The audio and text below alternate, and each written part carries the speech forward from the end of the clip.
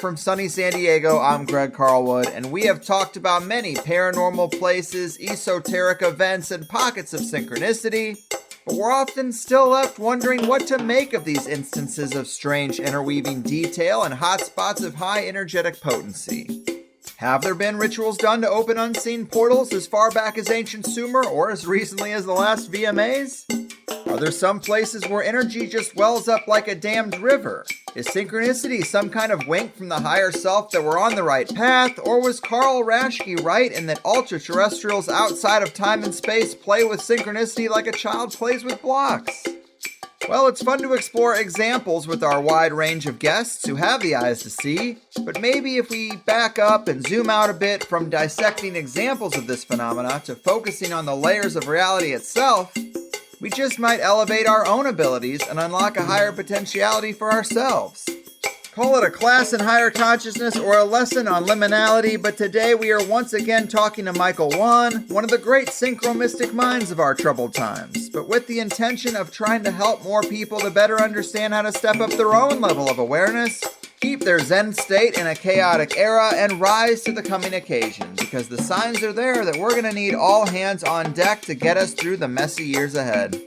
There will undoubtedly be two kinds of people, those who need help and those who can help, and Michael Wann is here to pass the proverbial torch. Of course, many THC fans know that Mike has been here plenty of times before, talking about the river goddess worship of the Susquehanna River, the esoteric life and death of Kobe Bryant, and the synchromystic ties that bind many strange events and cultural rituals that usually go unnoticed by the slumbering masses. I know I can use all the insightful help I can get these days, and I'm sure I'm not alone, so bring it on. Pack your glass and park your ass for the great Susquehanna sage and teacher of the synchromystic ways, Michael Wann, my man. Welcome back to the Higherside. Greg, it's such a pleasure to be here. One of the things which should be crystal clear, like if you're a fan of this show, if you listen to these shows, like you had to have come to the realization that, wow, they're doing a lot of stuff to us, right? You know, the food and the indoctrination and the air and the propaganda and all of that sort of stuff. And then, like, let's flip that on its head for a moment. It's like, why do you think it requires that much effort? Because this thing that it's trying to hold back just naturally wants to show itself.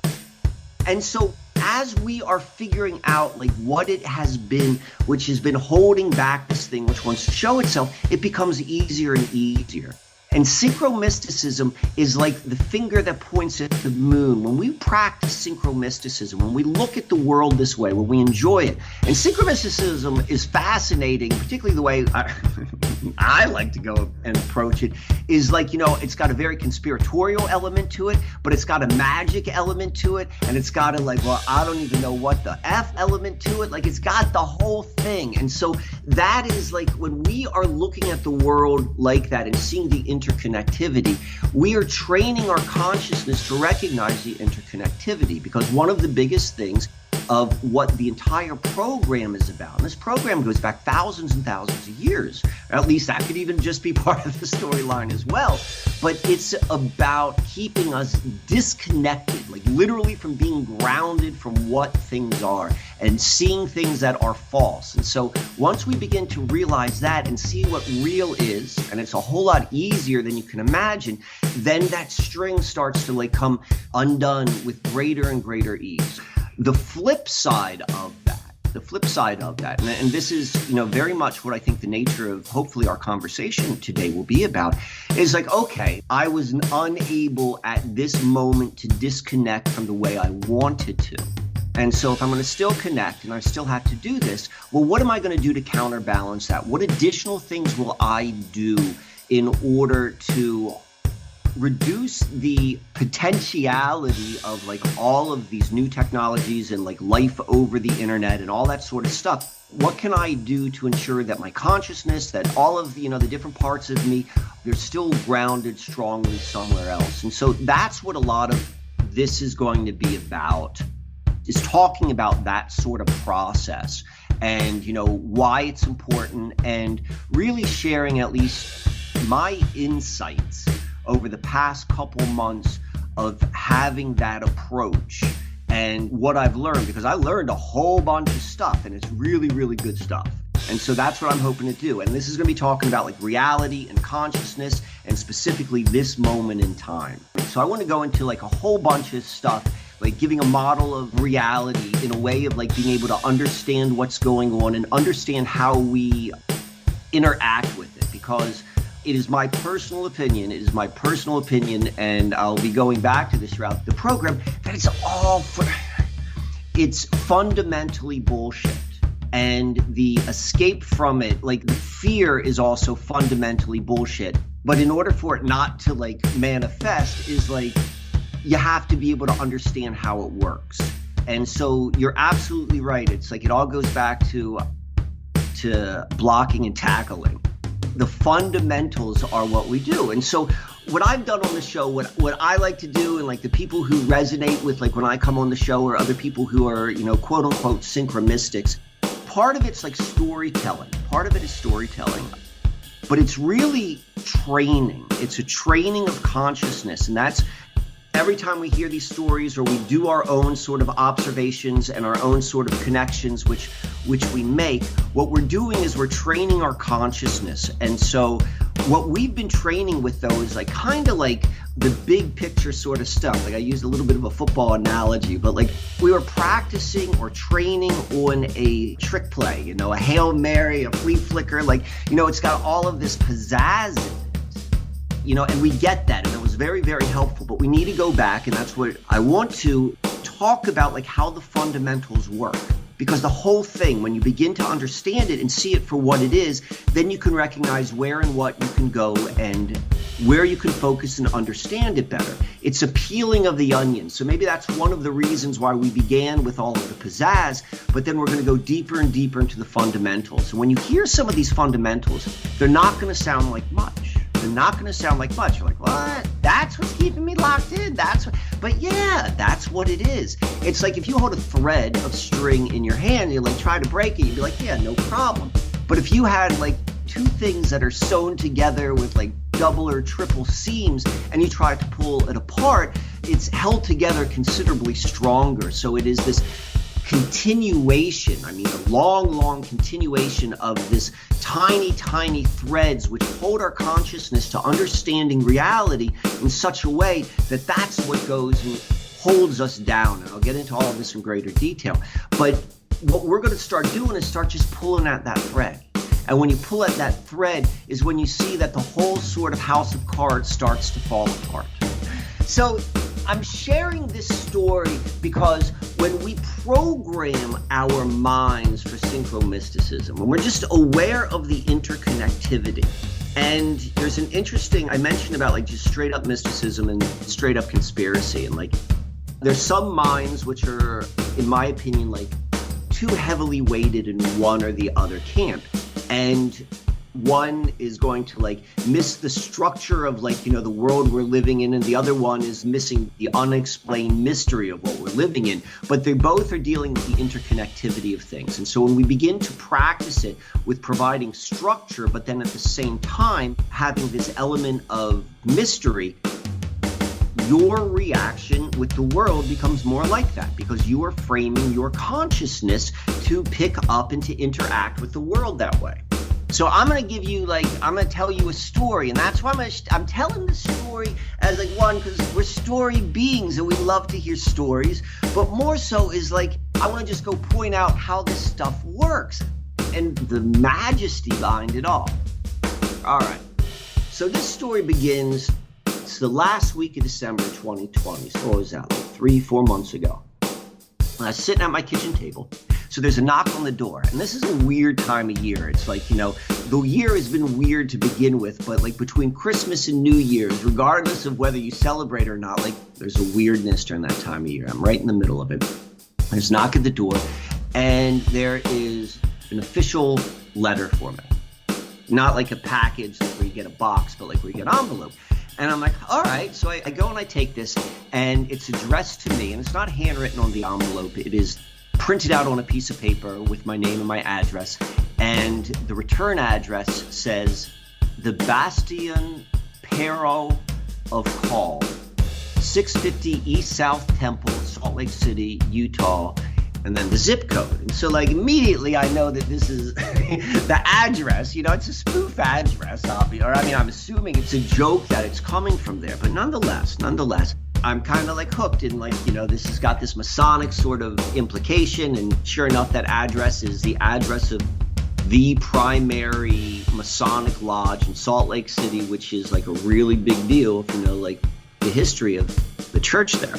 So I go and I see that and I'm kind of like, you know, I'm giddy and I'm excited. And I open it up and I pull out this folder, like a heavyweight folder, like it's real nice paper, it's dark blue, and it's gold embossed. It says the ancient and accepted Scottish Rite of Freemasonry, and it's got like that double-headed eagle insignia on it.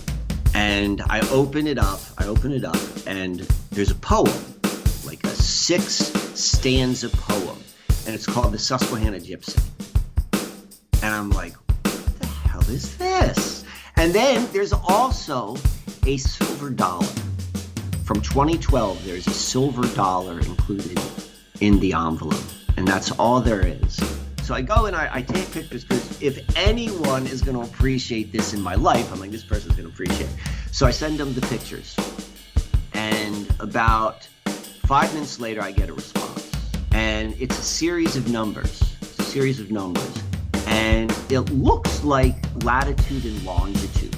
Latitude and longitude can be shown a couple different ways. One way is like degrees, minutes, and seconds, which is what I'm most familiar with. And the other one is like as a decimal. So if it's like 40 degrees, would be 40 degrees and 16 minutes would be like 40 dot, whatever the percentage of 16 over 60 is. So I go and I see that and I'm like, huh. And I was in front of my computer because I was doing research on this thing for Howdy. And so I go and I put in the Latin long. And I was actually looking at a map. I was looking at a map because me and Howdy were talking about a very specific place. We're talking about like where Jamestown, Virginia is. And we're looking specifically where there was a World Fair or World Expedition that was held there in 1907. And so that's up on my computer. I go and I put in the Latin long, and it came up probably 4 miles away from where my computer screen was already on. And I'm like, does this guy have access to my computer? And so I didn't think that was the case. But like, you know, all these ideas are passing in my mind. I'm like, this is a strange coincidence. All this stuff is unfolding. So this story is going to have 3 different storylines. That's where it begins. So I'm going to go down one. We're going to come back. This is like such a rich story, but it's really painting a picture. I hope it is. And hopefully it's entertaining. So a couple of days goes by and I run into my friend. I see him in real life. And I haven't seen him in real life for, I don't know, like a couple of weeks. So it was, you know, coincidental that we run into each other. And he sent me those numbers, and he sent me, there were like 3 letters that he sent me afterwards. And I never responded to that because it's just kind of the nature of the relationship. I'm like, I don't know what that means, but it'll come. So I go and I see him, and I say to him, I'm like, what was that text that you sent me? And he said, did you go to the coordinates? I'm like, yeah, I went to the coordinates. I didn't know what I was looking at.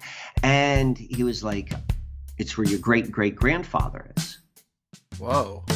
And so my friend says, like, he knows who my great-grandfather is. And my great-great-grandfather is, like, you know, all sorts of things are going up. And so he tells me the guy's name, and I've got all sorts of, like, mixed feelings going on. But overall, I'm excited. And at first, I'm like, this ain't true. And I go and I poke holes through it. I'm like, no, that name, that's not my great-grandfather. And then I was like, the guy who told this to me, this guy is an expert researcher. And I don't think he would say that unless he was 100% certain. So I go back and like I pay the money and I get access to all of the genealogy databases. And I spend the next 24 hours research. And sure enough, that was my great-grandfather. And I was able, through working at a whole bunch of different databases, I was able to build out my family tree. And so this is interesting for this reason. I don't know, like 4 or 5 years ago, I started looking into the last name Wann. You know, like where does this come from? What is this about? Because I know my family history from my other 4 grandparents, but I don't know this one, and it's the one whose name which I carry. And eventually, I come across this character from history. And his name was Johnny Wann, spelled Johnnennewanne. And this guy carried the title of King of the Gypsies.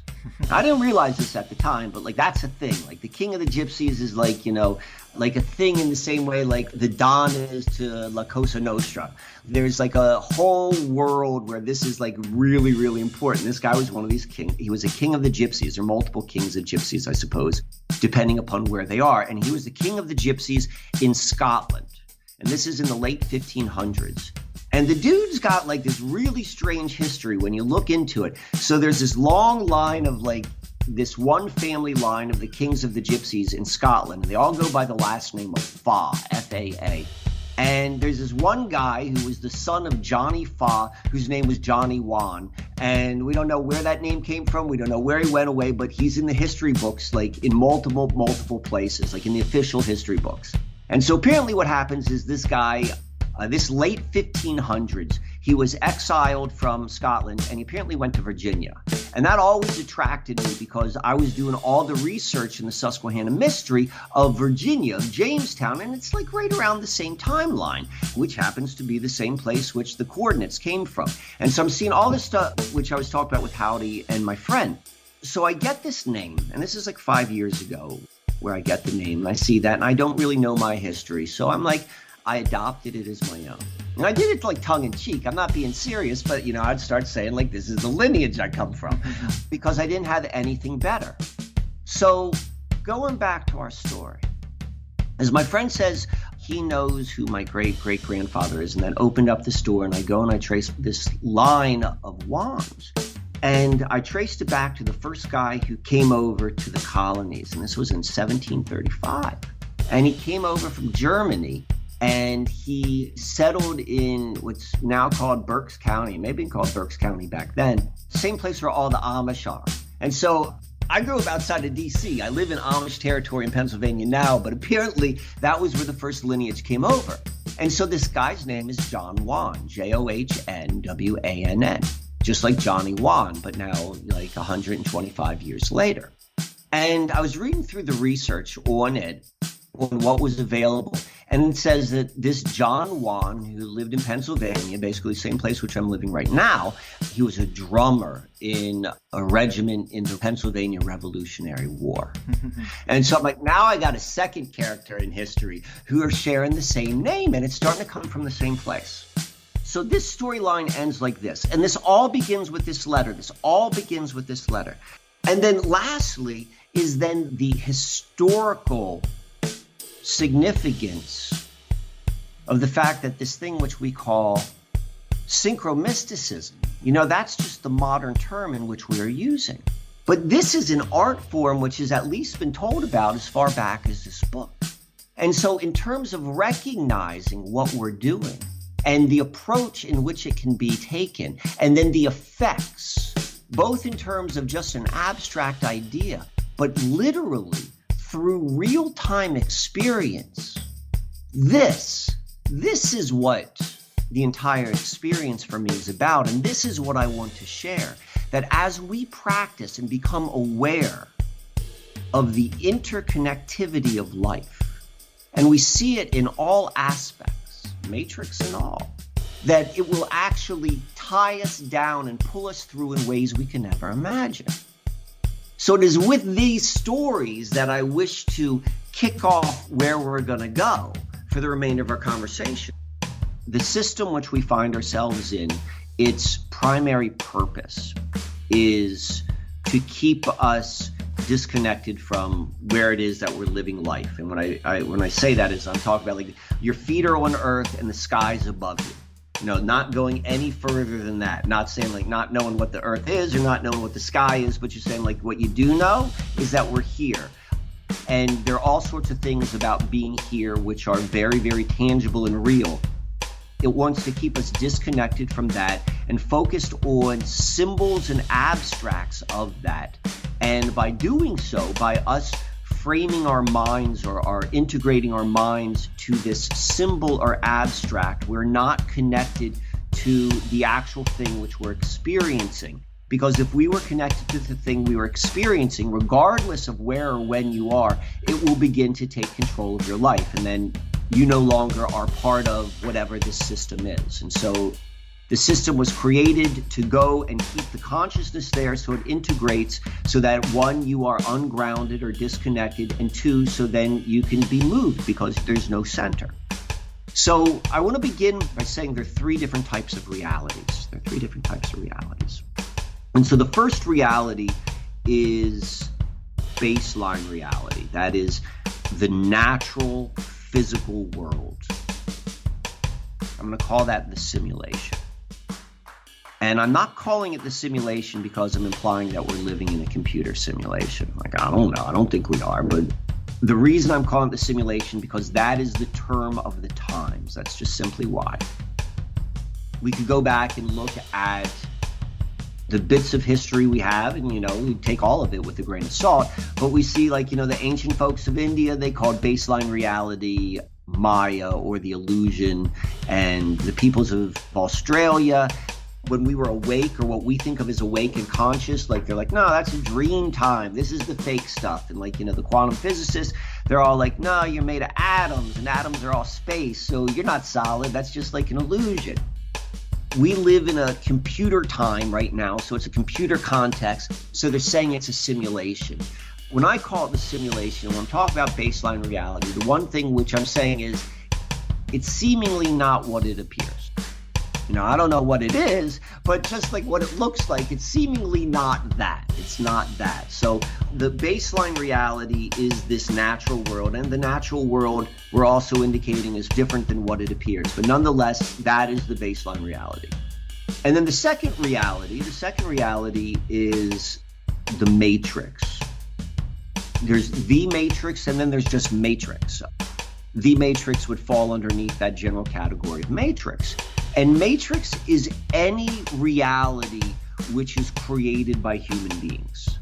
And there are some matrices which are in more harmony with the greater reality, and there's some which are totally inverse. And the matrix, when I use that phrase, I'm referring to the dominant one which we're experiencing right now, which is all about domination, control, and it is an inversion. It's an inversion of the laws and rules in which it exists itself. But it's still in a resonance. It's just a dissonant resonance or an inverted resonance with the truth.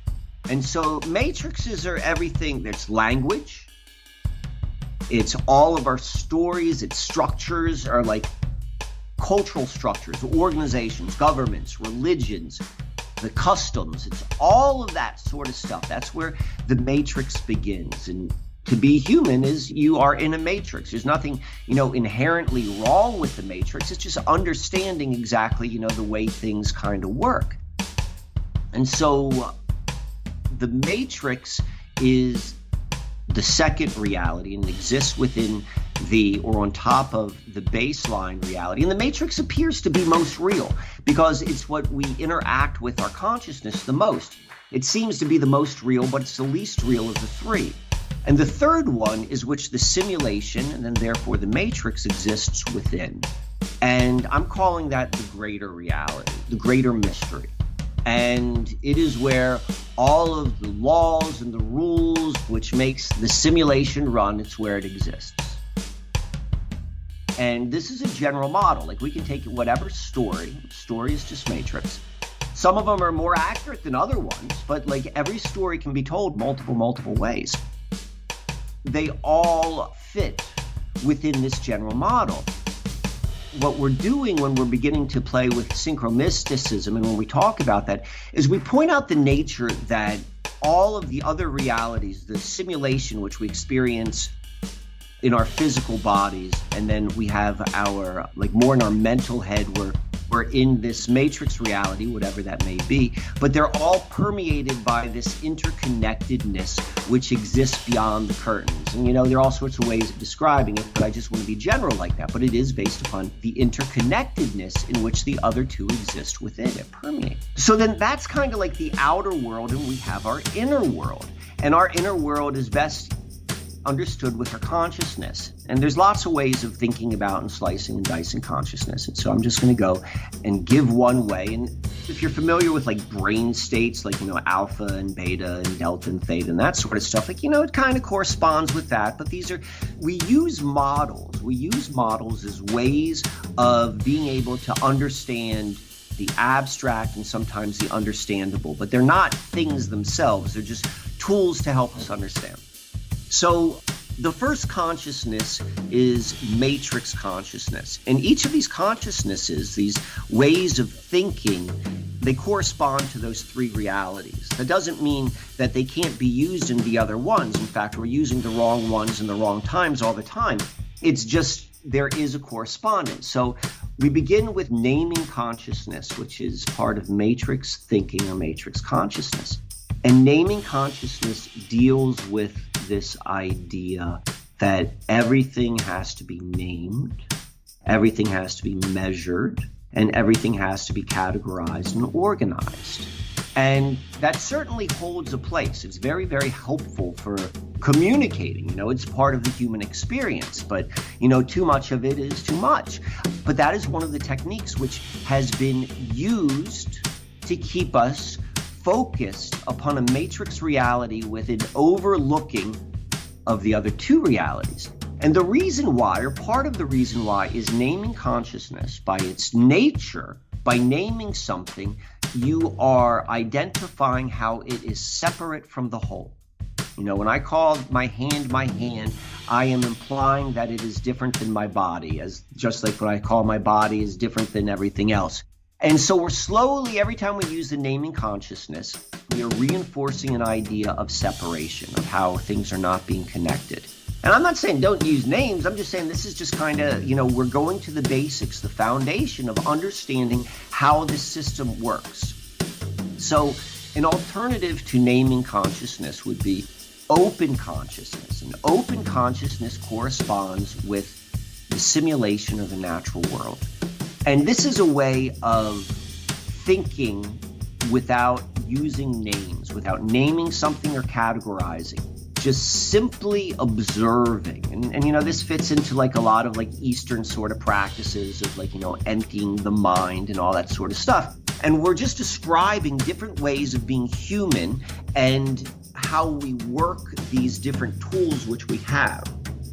And so the simulation, if you apply your matrix thinking, if you apply your naming consciousness, you go out into the woods, you're like, the freaking woods are awesome. And we know immediately when you're outside in the natural environment, like there's all sorts of benefits which immediately happen physiologically. I mean, this is when I say like it takes so much to hold us back because like we naturally go to this other state as soon as things aren't putting toxins in us. But if you go into the natural world and you're still using naming consciousness, you're not really experiencing it. You would need to go and utilize open consciousness because the level of reality, the natural world, baseline reality, the simulation, it gets lost as soon as you begin to name it. So open consciousness generally is how we begin or transition to the third phase of consciousness, which is union consciousness, which begins with open. And open is kind of like a sense of awe, but then that awe kind of dissipates and then there is a merging. So it's like the mind remains open and that merging happens because there is a deeper knowing. There is a knowing of the interconnectedness which one shares with this environment and where we find ourselves. That is the truth of the human being. We adapt to our surroundings. This is how we are, whomever made us, that's what we do. And so wherever we are, we become that. We adapt to it. We merge with it. And so if we, particularly when looking at the modern matrix, so when we look at and we think about like the most powerful tools, like, you think about TV. We know that when someone first sits in front of the TV, they go into a slight hypnotic state. And what they're doing is they're applying open consciousness. They're observing what they're watching with this state of awe, and then it shifts into this merging consciousness, and then they start becoming that. And so part of what the whole system is, how it's set up. And once we kind of understand what's going on in this basic level, we can see how it's happening over and over again. And so what's happening is the outside of the matrix, baseline reality and greater reality. Most people are missing that. They're missing it because they are naming it, they're discounting it, they're not looking for it, they're using the matrix thinking on the world which they could be merging with. But then secondly, they are using this open consciousness then to merging consciousness, to merge with everything which is in the matrix, which are always just abstracts or tools of something which is true, and it is just pulling someone naturally. It's weaponizing, it's using our natural tendencies and abilities in a way to hold us into a reality which isn't real. And that's the whole game. And it is incredibly evident right now, and they're working at it really, really hard, because right now they're changing the structure of the game. But because of it, we're able to see everything much, much more clearly, and it provides us an opportunity to begin to put in practice, to recognize how we go, and in ways we can't even imagine, and we'll go into those examples shortly, of ways which we are completely blending our consciousness into the matrix reality and how that impacts the way we see things and do things. I've always been very, very aware, and I've talked about calendars a lot, about how, like, you know, calendars are just like one big mind fuck. It's just like, they're just not real. They work within the system, and this is the truth of everything in the matrix. The matrix holds value in the matrix, but if it's outside of the matrix and it's not true, or if it holds no value, you know it's a matrix artifact. And so, like, our calendars work in the system, but our calendars are all messed up. Our calendars are all messed up in so many different ways, And I'll give you an example. The equinox. We know historically that the equinox has been an important time on Earth, and we know that, like, you know, almost every culture, they have like a holiday around the equinox, spring and fall.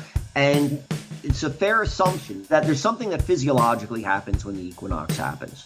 If you go and you look at every transition that happens on a more regular basis, when we go through twilight, you know, when it goes from like light to dark, you know, all the animals come alive, different animals come alive, whether it's from dark to light or light to dark. It's just for a small period of time, like all these different sort of things. We know that there's a change that happens when you cross the equator, even if it's just as simple as, like, you know, the toilet bowl going the opposite direction. But there are things that happen when the midline is crossed.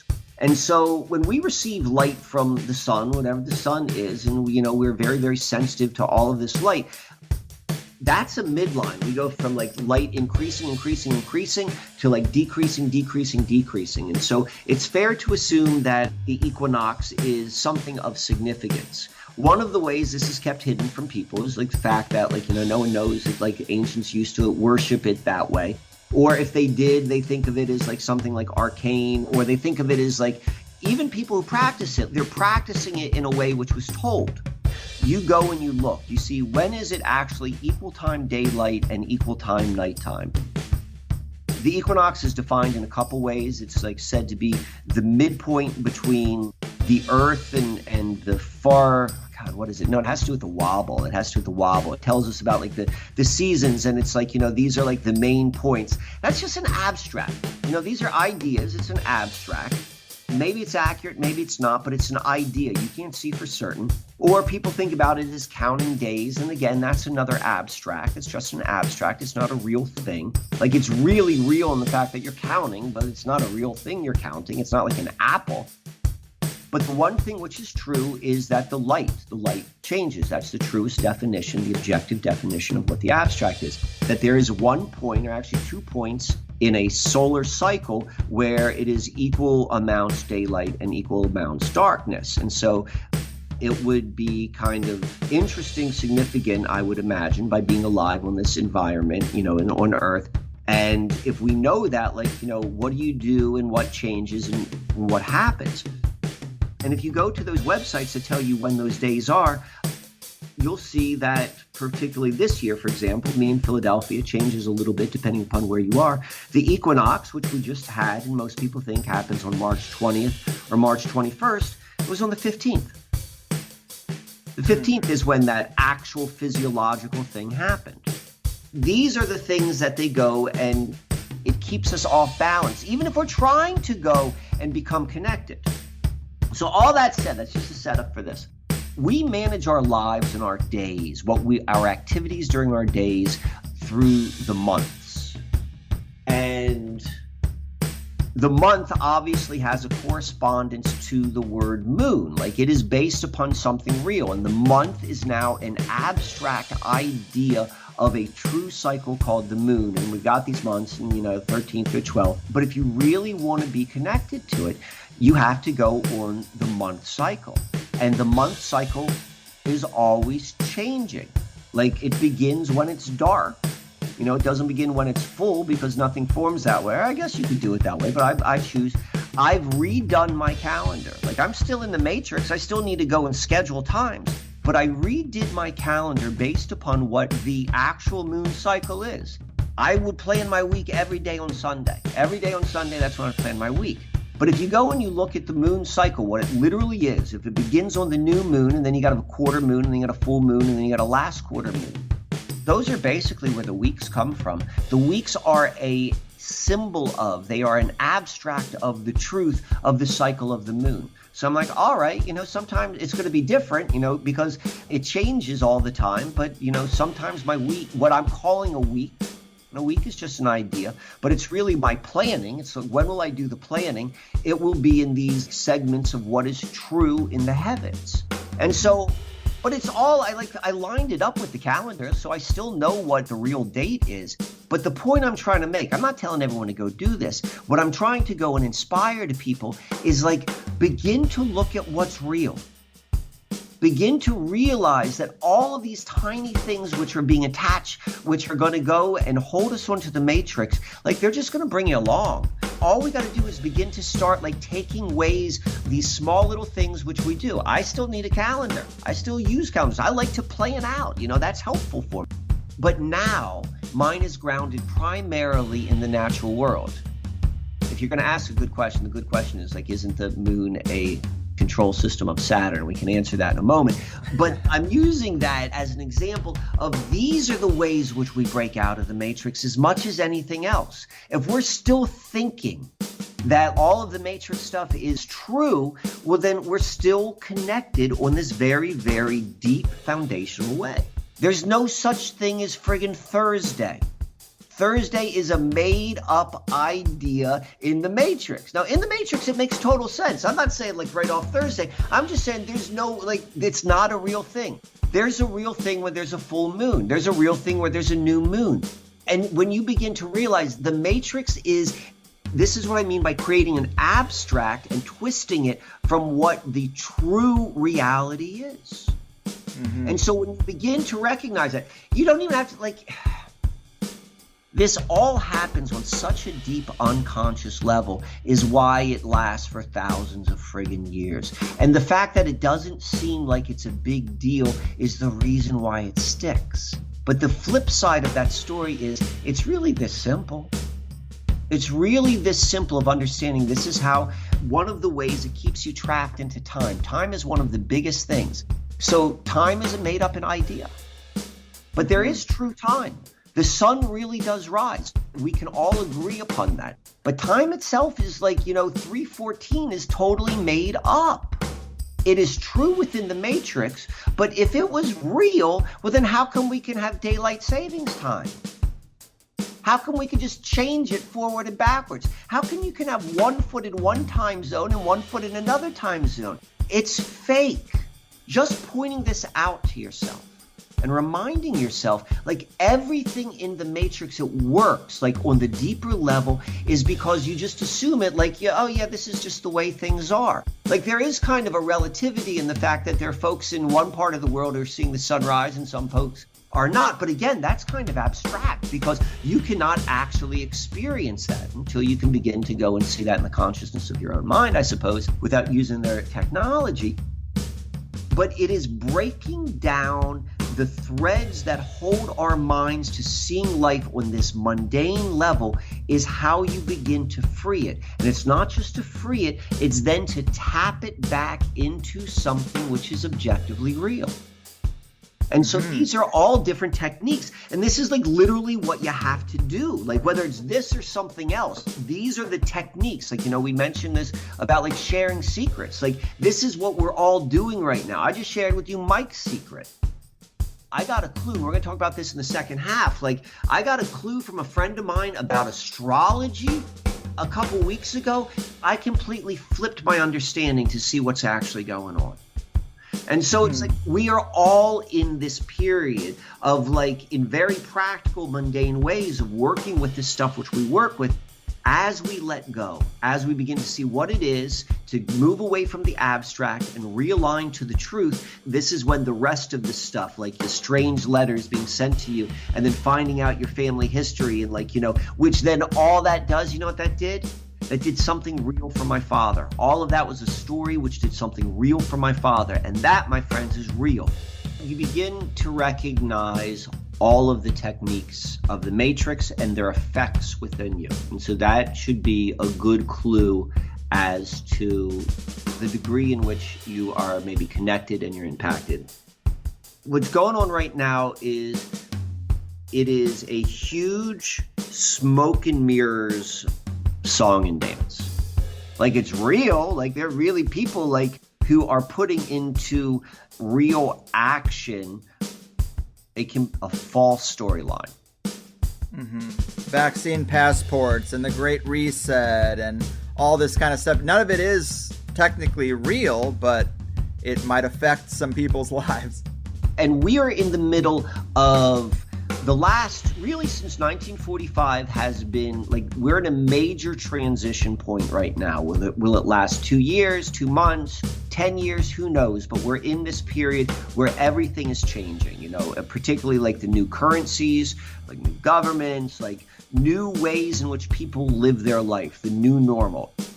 All of that has been the setup for this moment. Like this is the moment where the greatest number of people are the most prepared for us to try to pull this off. Like that's what's happening right now. And there's a storyline that says all of this is done for our growth. Like I think that's a great, if you're going to look at it, like that's a great way to look at it. But like it's not real and this is what's happening. But it really is being implemented. It's just the foundations aren't true. So the same thing is what I just talked about with changing the way which I still use a Gregorian calendar, but I use it based upon Mike's rules. And Mike's rules are like I'm aligning it to the actual moons. And so my month begins when you're 14.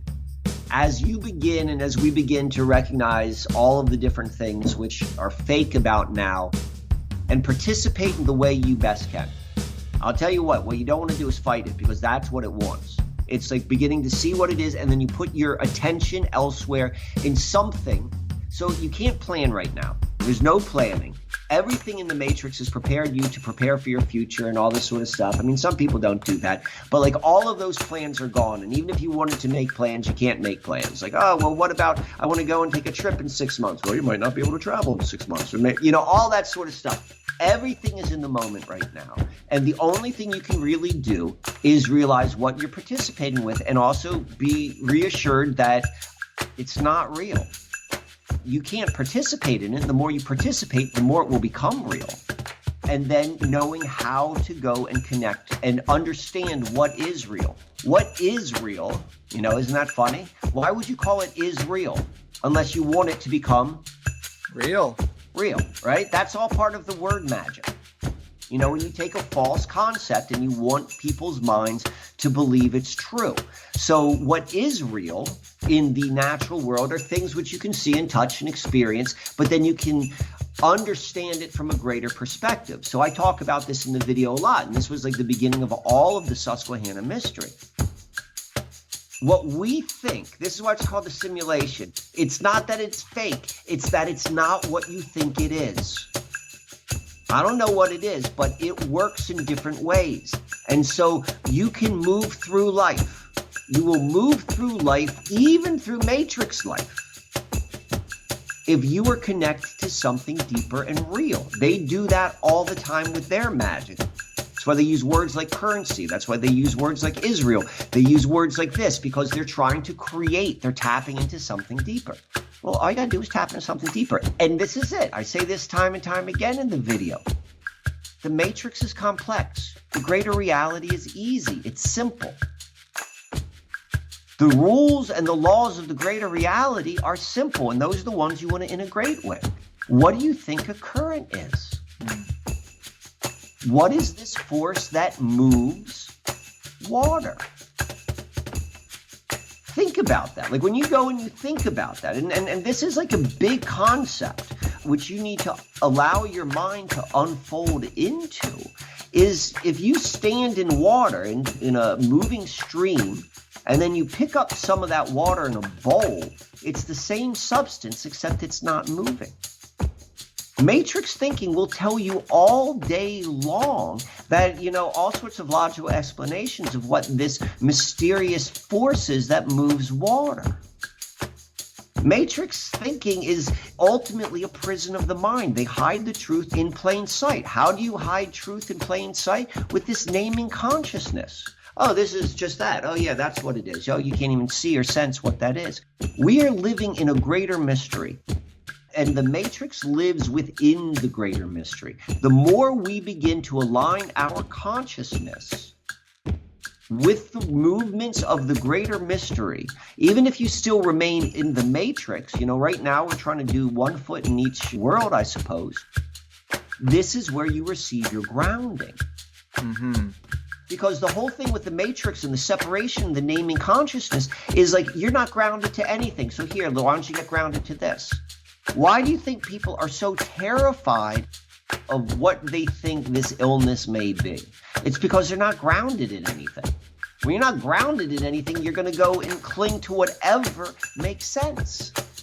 When we're talking about the matrix, we're like two fish trying to describe water to each other. But when you begin to realize what you're saying, when you begin to realize the modus operandi of how the matrix thinking works and the matrix itself works, then it becomes easier and easier to recognize. And when you recognize it more and more, then it just unfolds in terms of what to do with it.